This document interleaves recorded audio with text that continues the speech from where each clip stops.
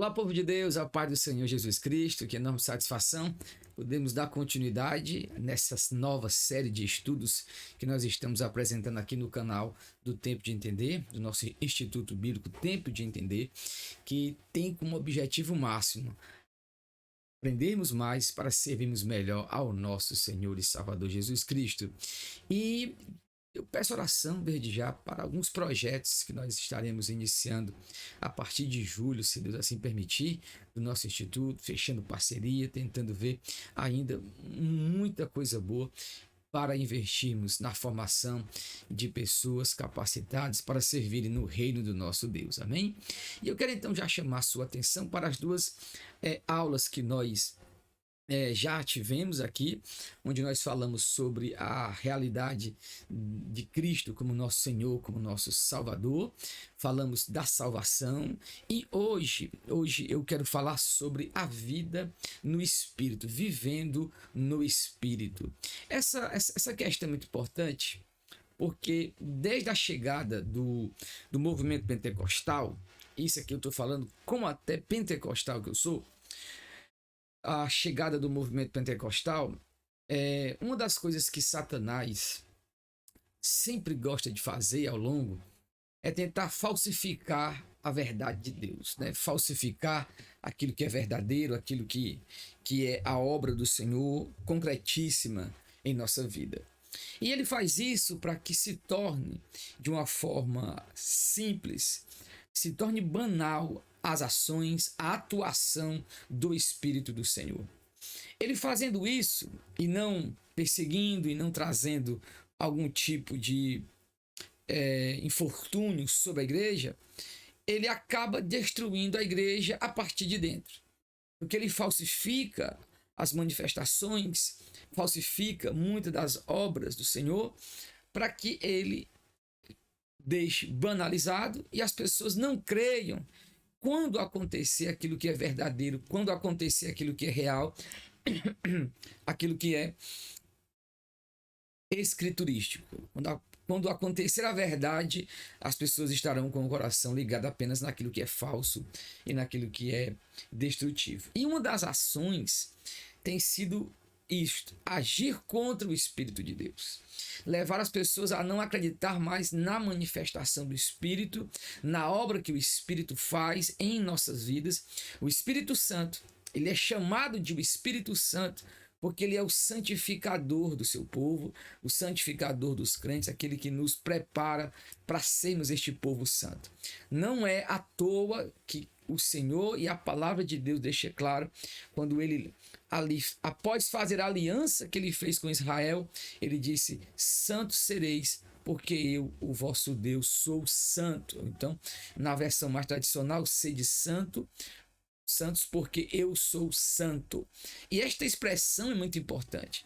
Um povo santificado pelo Espírito será uma arma poderosa nas mãos do Senhor, em termos de libertação de vidas, em termos de construção de uma vida ética, uma ética que vem do Espírito, uma vida que respeita o próximo, que entende e compreende.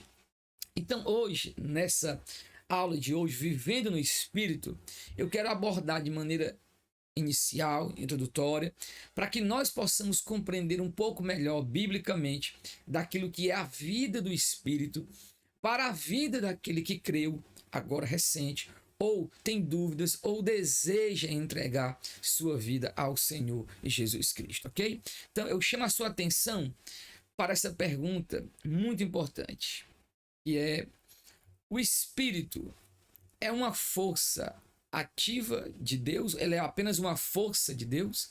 Alguns têm esse questionamento, e principalmente devido à influência de um tipo de judaísmo, porque não tem como falar de judaísmo no Antigo Testamento, aliás, no período do Segundo Templo, porque há vertentes de judaísmos, né? Então, ela é muito plural e precisa ser entendida assim. Então, alguns pegam uma faceta do judaísmo, aliás, dos judaísmos, e querem dizer que a própria Bíblia Sagrada não fala do Espírito de Deus, não fala de Trindade e outras questões. E as Testemunhas de Jeová, da Sociedade Torre de Vigília, eles acabam que recebem este ensinamento durante a história, eles chegam a essas conclusões, e muitas pessoas, no afã de denegrir a imagem do movimento pentecostal e também as manifestações do Espírito, acabam tentando compartilhar e incutir essa ideia de que o Espírito não é uma pessoa com pessoalidade, mas pelo contrário, ela é apenas uma força, a força ativa de Deus. Então, a pergunta: o Espírito Santo é a força de Deus? É uma força de Deus? Eu diria que sim, num sentido, mas falso no outro, né? Então, mas para em termos gerais, essa questão aqui é falsa. É falsa. O Espírito Santo, na verdade, não é uma mera força. O Espírito Santo é a terceira pessoa da Divina Trindade. É Deus, juntamente com o Pai e com o Filho. O Espírito Santo nos dá conhecimento do pecado, sim. Verdadeiro, né? O Espírito Santo habita em todos os filhos de Deus? Veremos agora que ela é absolutamente verdadeira. Então, eu queria ler com vocês um texto muito, mas muito importante. É de Romanos. Texto aqui de Romanos 8. É um dos textos, queridos, que eu mais tenho assim temor quando eu falo do Espírito, quando falamos da realidade do Espírito em nossa vida, segurança que o Espírito nos dá. Esse texto é extraordinário. Romanos 8 e 9 nos diz assim: vós, porém, não estáis sob o domínio da carne, mas do Espírito. Se é que o Espírito de Deus habita em vós. Mas se alguém não tem o Espírito de Cristo, não pertence a Cristo. Eu acho esse texto um texto extremamente relevante e importante demais para o nosso tempo. Onde eu já estou falando aqui das falsificações da obra da carne de muita gente, da cabeça de algumas pessoas, mas a realidade do Espírito, o apóstolo Paulo, ele coloca aqui a realidade do Espírito, a realidade da vida cristã, juntas, de uma forma que, se alguém não tem o Espírito de Cristo, esse tal não pertence a Cristo. A realidade, a experiência do Espírito, de conversão, do novo nascimento, elas são reais e elas precisam ser bem entendidas por nós, para que, uma vez bem entendidas, possamos viver numa atitude cada vez mais positiva, virtuosa, daquilo que Deus espera de nós. Então, não é em vão, não é inútil, é altamente importante estudarmos a obra do Espírito para você que começa a sua vida cristã, para você que deseja entregar sua vida a Cristo. Então nós iremos aqui biblicamente ler alguns versos, tentar formatar um início desta doutrina do Espírito na vida do cristão. A questão da dogmática e de outras questões relacionadas ao Espírito a gente deixa para outro momento. E eu convido você que quer estudar teologia, você que deseja iniciar uma caminhada de estudos, mas não pelo viés acadêmico, mas pelo viés espiritual, pelo viés bíblico, sem pressa. Eu te convido a fazer parte do meu curso, a minha mentoria teológica chamada Teologia Sem Pressa. Nós vamos cobrir todo o Antigo e o Novo Testamento, a história da igreja, a história das doutrinas, vemos os principais pontos doutrinários da fé evangélica de uma maneira compreensível, acessível para aquele que não tem como frequentar agora a faculdade ou o seminário, mas gostaria de ir à sua casa e os nossos encontros semanais, aprender mais para servir melhor o Senhor. Então, fica aqui a minha dica para você. Então, iniciemos agora essa caminhada aqui. Então, a obra inicial do Espírito. Então, ao subir ao céu, né, ao subir ao Pai, Cristo mandou, ele envia o Espírito da verdade, para dar testemunho acerca dele. Ele envia o Espírito. Então, vamos ler João Evangelho. João Evangelho, capítulo 16. João Evangelho. E é muito importante esse acompanhar da Escritura, né, gente? vai aprendendo, vai marcando, é muito bom, é muito bom.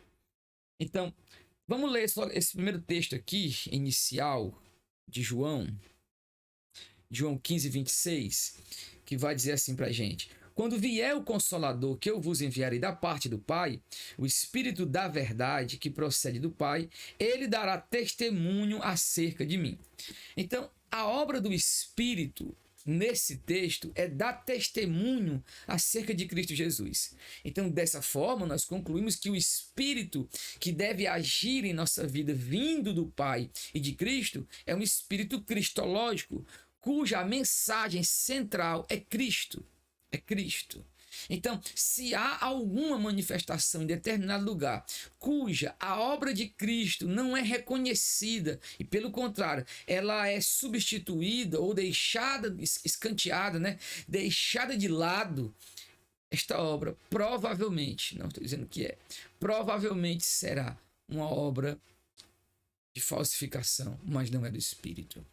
Porque a obra do Espírito é dar testemunho acerca de Cristo Jesus. Então, em João 16, 8 e 9, nós vamos ver o seguinte: e quando ele vier, aqui se referindo ao Espírito, convencerá o mundo do pecado, da justiça e do juízo. Do pecado, porque não crê em mim, da justiça, porque vou para o meu Pai e não me verei mais, e do juízo, porque o príncipe deste mundo já está condenado. Então, você percebe aqui qual é o trabalho que o Espírito realiza no crente aqui? É convencer.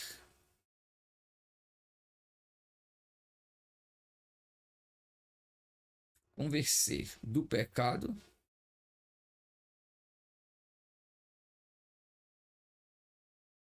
justiça e juízo. Então, o trabalho do Espírito já na vida daquele que vai crer e continua crendo, há um trabalho de convencimento do pecado, da justiça e do juízo divino. Então, o Espírito Santo, uma vez que ele convence o homem do pecado, da justiça e do juízo, vejamos João, Evangelho de João, capítulo 3. Evangelho de João 3, né? Um dos textos extraordinários de Cristo. João 3, 3 a 8, que diz: Jesus respondeu: em verdade, te digo que ninguém pode ver o reino de Deus se não nascer de novo. Veja bem agora. E ele então diz: em verdade, 5, em verdade, te digo, se alguém não nascer da água e do Espírito, não pode entrar no reino de Deus. O que é nascido da carne é carne, o que é nascido do Espírito é do Espírito. Então, a obra daquele que vem da parte de Cristo e do Pai, o Espírito Santo, é trazer este convencimento de que nossa vida sem Cristo é uma vida em pecado. De que a justiça que eu preciso, a justiça que foi trazida pelo Pai através do Filho, a justiça salvadora do nosso Deus. E que haverá um juízo, que a obra de Satanás, a obra do príncipe deste mundo, todos estarão diante do tribunal do Senhor. Este juízo é inevitável. Então, eu preciso reconhecer agora esta atividade do Espírito Santo. E uma vez que eu faço isso, uma vez que eu me entrego a Cristo e recebo a Jesus como Senhor, como Salvador da minha vida, fica claro agora que o Espírito Santo já me leva a um novo patamar de vida, porque agora eu consigo ver. Eu consigo ver o reino de Deus, eu consigo entender, faz sentido para mim as coisas do Espírito. Faz sentido para mim agora as coisas de Deus. E isto aqui é aquilo que Cristo falou, que é o nascer de novo, é o nascer do alto, né? É o nascer do alto. Então, o que é que significa nascer do alto? É receber a vida de Cristo em mim. Então, o novo nascimento é o recebimento dessa vida de Cristo em você. O Espírito de Cristo passou a habitar em sua vida. Isto é muito importante. Porque aquilo que Paulo vai dizer, hoje já não sou eu quem vive, mas Cristo vive em mim. Esta vida de Cristo que o Evangelho é quem gera isso em você. Assim como o Espírito gerou a Cristo no ventre de Maria, o Evangelho gera Cristo em nossos corações. Glória a Deus, que coisa maravilhosa. Então nós já vimos que o Espírito faz agora nos crentes. Então, o que há no momento do aceitar a Cristo, né? O que acontece em nós quando nós recebemos a Cristo referente à igreja do Senhor Jesus? Então, primeiro aos Coríntios. Aí a gente vai entender isso aqui perfeitamente, de maneira bem real agora. Primeiro aos Coríntios 12 e 12, que diz assim: porque assim como o corpo é um só, uma unidade, e tem muitos membros, e todos os membros do corpo, ainda que muitos, formam um só corpo, assim também acontece com relação a Cristo. Pois todos fomos batizados por um só Espírito para ser um só corpo, quer judeus, quer gregos, quer escravos, quer livres, e a todos nós foi dado de beber de um só Espírito. Então o que é que acontece? Então, no momento do recebimento do Evangelho, acontece algo individualmente na minha vida, subjetivamente, aquilo que é real. O Espírito me faz nascer de novo. E eu agora nasço para esta nova vida, que é a vida de Cristo em mim. E ao mesmo tempo eu sou batizado, que é isso? Eu sou imergido no corpo de Cristo, a sua igreja. Eu passo a fazer parte deste corpo como um membro. A outra metáfora ou analogia de Jesus é a videira. A videira verdadeira e um ramo que não tinha vida, fora da videira, estava seco, ia murchar, ia ser jogado para ser queimado. Ele agora é enxertado na videira, e quando ele é enxertado na videira, a vida da videira passa para o ramo e o ramo passa a produzir fruto. Então, quando eu recebi o Evangelho de Jesus, eu recebi a vida de Cristo e fui enxertado nesta videira. E o que é que Deus espera de mim? Que agora minha vida seja vivida na produção desse fruto. Glória a Deus. Que coisa importante. Isso é tão importante para a gente porque muita gente tem esquecido absolutamente de que a vida do Espírito. Então, nós fomos batizados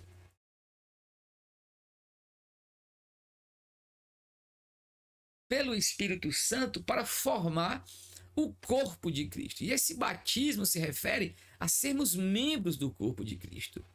Então, o que acontece conosco quando cremos, agora segundo Efésios 1 e 13, né? O que acontece aqui segundo Efésios 1 e 13? Vamos lá para Efésios 1 e 13. Abra comigo sua Bíblia, acompanhe comigo estes versos de maneira muito tranquila, dentro do contexto da palavra do Senhor.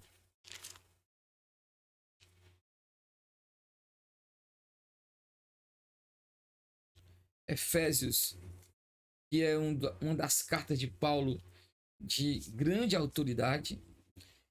Nele também vós, tendo ouvido a palavra da verdade, o evangelho da vossa salvação, nele também tendo crido, foste selados com o Espírito Santo da promessa. Então, segundo Efésios, o que acontece quando eu creio no evangelho? Eu sou selado. O Espírito Santo é este selo. Este selo que se remete à questão da propriedade. Eu agora sou propriedade exclusiva, particular de Cristo. Então, ser selado quer dizer que o novo crente é posse segura de Deus desde o momento que ele crê. Você agora não é mais um cão sem dono. Uma vez que você creu, você agora faz parte do corpo de Cristo, você pertence a Cristo. Você está agora nas mãos somente do Senhor. E segunda, 1 Coríntios 3:16, o cristão é templo de Deus e o Espírito Santo habita nele. Então isso significa que o Espírito vive real e permanentemente no cristão. O Espírito Santo permanece real e permanentemente em nossa vida.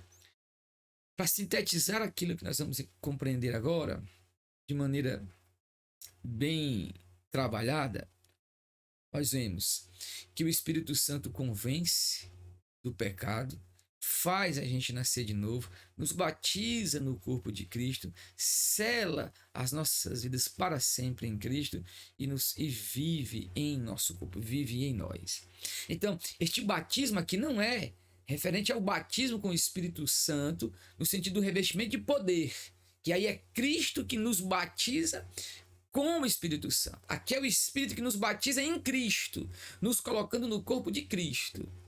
E agora, o que é importante é que eu preciso que você compreenda que estas manifestações que nós estamos falando agora, elas estão sendo esquecidas, elas estão sendo colocadas de maneira, como é que eu posso dizer, sendo tratadas de maneira banal pelas pessoas. A obra do Espírito está sendo, esta obra aqui, ela está sendo esquecida. Por quê? Porque o movimento neopentecostal não é o pentecostalismo clássico que eu faço parte. O movimento neopentecostal e outras manifestações, como da nova era, o movimento de batalha espiritual, eles têm esquecido, eles sabem, o que eles têm é esquecido do pacote, da doutrina. E por que é importante a doutrina, meu amado irmão e irmã que me acompanha? A doutrina é como se ela fosse um trilho a qual o nosso trem deve andar. Sem o trilho, o trem não anda. O trem não serve de nada. Então eu preciso da doutrina para que eu possa viver a vida cristã. Em outras palavras, um teólogo que eu amo a maneira com que ele ensina a teologia, do Kevin Van Hooser, ele vai dizer que a doutrina ela é como um script, a qual eu leio o script, leio o roteiro para contracenar. Então, uma peça de teatro. Então, veja bem, a doutrina, eu leio a doutrina para que eu possa viver a doutrina. Então, o espetáculo da doutrina é esse, é que ela me garante a vida que eu devo viver. Ela me mostra como eu devo proceder. E é justamente isso que está faltando. Muitas pessoas esqueceram da doutrina, de viverem esta doutrina, porque essa doutrina, ela nos remete à realidade daquilo que Cristo opera em nós. Eu preciso saber como eu devo viver. O final não é a doutrina, o final é a vida desta doutrina. O final, como dizia Spurgeon, não é a verdade, mas o experimentar da verdade. Saber que Cristo é a verdade não significa ter Cristo como verdade. Experimentar de Cristo como verdade. Isso é muito importante. Esse entendimento tem que ser basilar para você e para mim. Então, veremos agora, isso aqui nós observamos agora foi a obra inicial do Espírito, de convencimento, biblicamente, de você ouvir o Evangelho. A gente já viu sobre a salvação, sobre o senhorio de Cristo. A gente viu agora aqui a obra do Espírito. Vejamos agora a obra contínua do Espírito em nossas vidas. Então, vamos lá para João 14, 26. João 14, 26. Um texto muito importante. João 14, 26 vai dizer o seguinte: mas o Consolador, o Espírito Santo, a quem o Pai enviará em meu nome, ele vos ensinará todas as coisas e vos fará lembrar de tudo quanto vos tenho dito. Então aqui nós temos o que é que Cristo promete aqui neste texto. Ele promete um conhecimento espiritual. Um conhecimento que é ensinar todas as coisas. E lembrar, né? E fazer lembrar.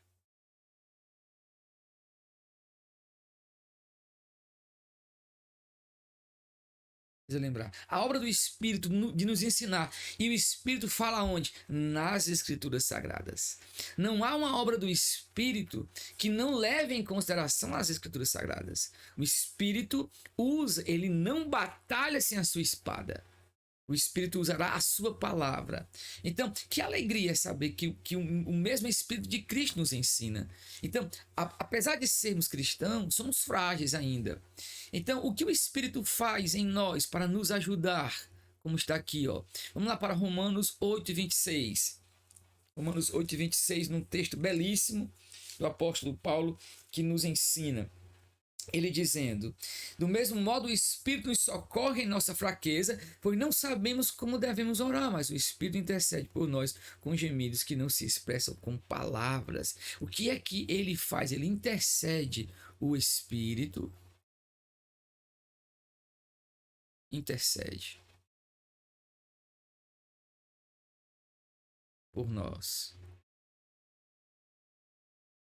Ele intercede por nós. Olha a obra do Espírito. Olha a profundidade da obra do Espírito de Deus. Então, recapitulando até aqui, para a gente fechar esse ponto, a doutrina do Espírito, ela deve ser entendida a partir destes textos, da obra que ele faz permanentemente em nós.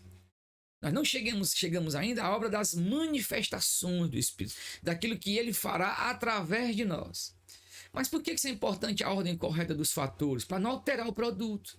Porque uma pessoa pode querer ser usada pelo Espírito, viver de manifestações e esquecer de viver a obra permanente, a obra real do Espírito Santo. É como um cidadão que quer ter tudo de uma mulher, mas não quer aceitá-la como esposa e casar com ela. Ele precisa primeiro casar com aquela mulher para ter tudo que ela pode oferecer e dar para ele, né? Então, a vida do casamento, a vida de relacionamento marital, ela está dentro do contexto da aliança deste casamento diante de Cristo. Então, o Espírito nos diz em Romanos 8:14 que guia o cristão. Então, para ser guiado pelo Espírito Santo, nós temos que ser, aqui, segundo Efésios 5:18, cheios do Espírito, cheio do Espírito Santo. E Gálatas 5:16, andar, né? Se eu não me engano, acho que esse verso tem ainda mais ainda pra gente, que fala sobre a batalha espiritual que acontece dentro de nós. Gálatas 5:16.